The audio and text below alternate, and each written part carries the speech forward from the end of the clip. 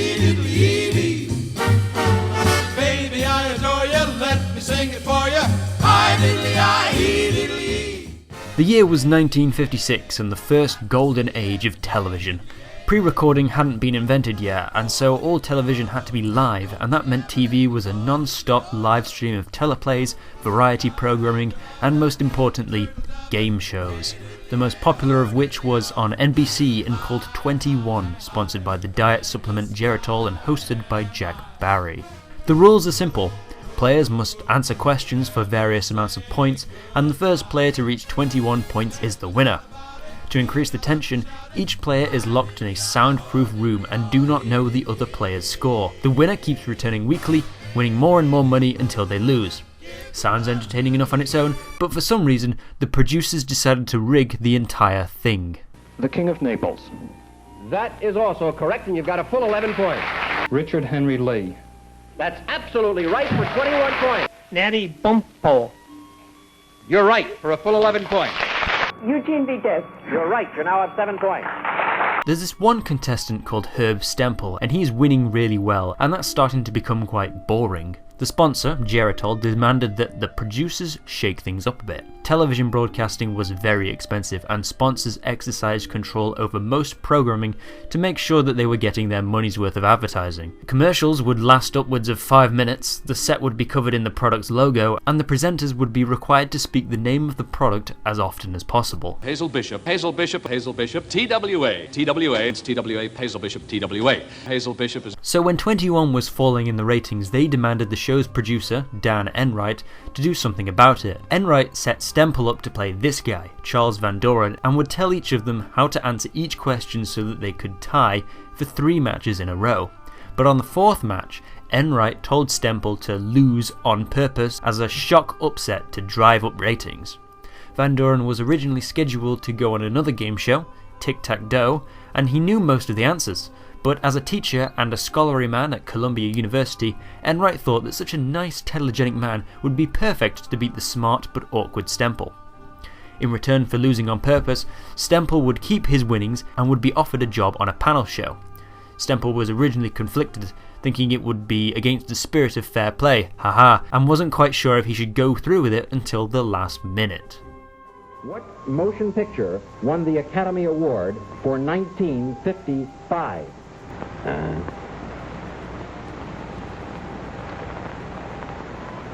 don't remember. You want to take a guess at it?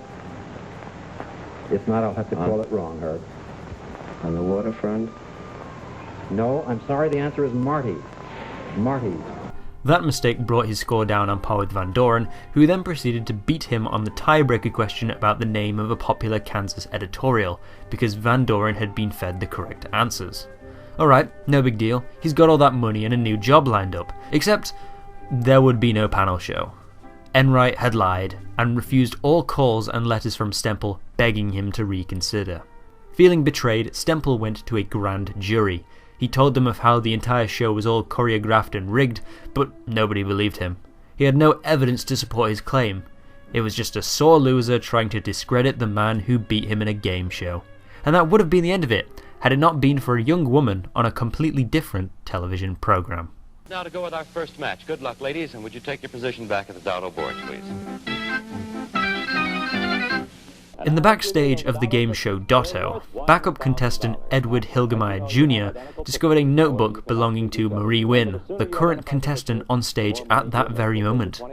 Inside were written the answers to all of the questions she was being asked. She is right, yes.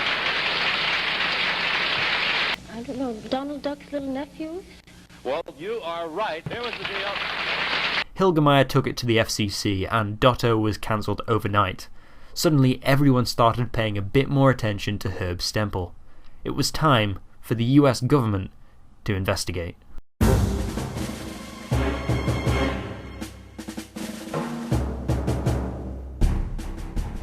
A quick trial was convened and one by one game show contestants were called upon to testify. Some denied any wrongdoing while others confessed to cheating. All in all, 4 game shows were discovered to have been a fraud. Dotto, the $64,000 challenge, the $64,000 question, and tic-tac-toe.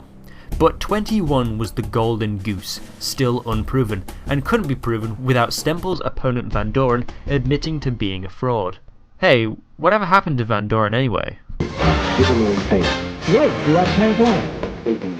That's 21! And you scored 21 points.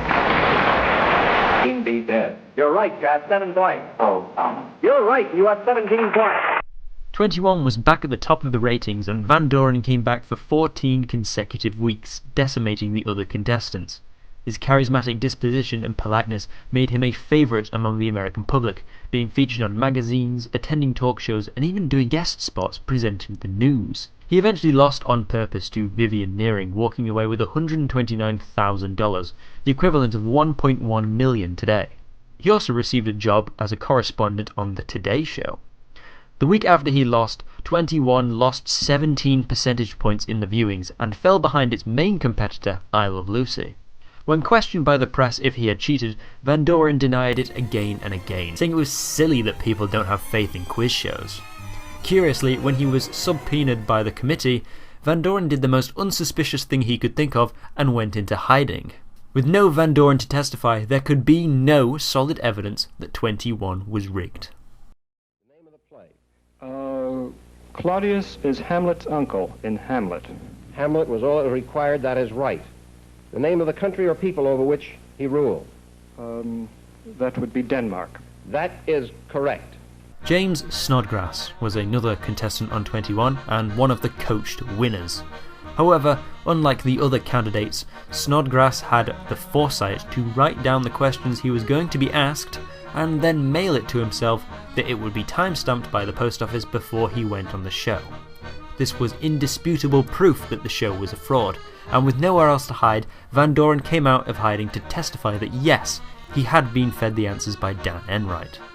He gave a rousing speech to the subcommittee telling the complete story of what happened. He gave it uninterrupted and the committee members asked no questions. Immediately after, Columbia University demanded Van Doren's resignation and he was fired from The Today Show. Following Van Doren's testimony was Dan Enright, who knew the jig was up and confessed everything, but was careful not to implicate NBC or the sponsors in the scam. He became the fall guy.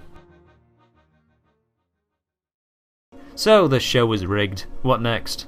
Well, nothing. The show was cancelled, but nobody went to prison. The host, Jack Barry, stayed out of the limelight for a while, and Enright temporarily moved to Canada. Before you know it, they were back in the industry. Because it isn't illegal. NBC didn't promise it would be a fair contest. They just promised entertainment. And it was entertaining. Game shows would nearly vanish from American TV screens for the next few years. What little shows were left became impossible to rig by making them games of chance or physical ability. However, in 1963, on a plane ride to New York, media mogul Merv Griffin and his wife Julianne came up with an idea. Nobody trusts game shows these days because contestants are just fed the answers. So why not make contestants provide the question instead? A year later, and Jeopardy hit screens for the first time, and has continually been broadcasting since. We're going to take a moment out here now for you to settle down to get into this, which will be an even bigger game than the other. And while you relax a bit, and we all do, I'm going to call on my good friend Bob Shepard with some important and helpful news for anyone who is suffering from common rheumatic and arthritic-like pains. Bob? Well, thank you very much, Jack. Now, friends, an important new advance has been made.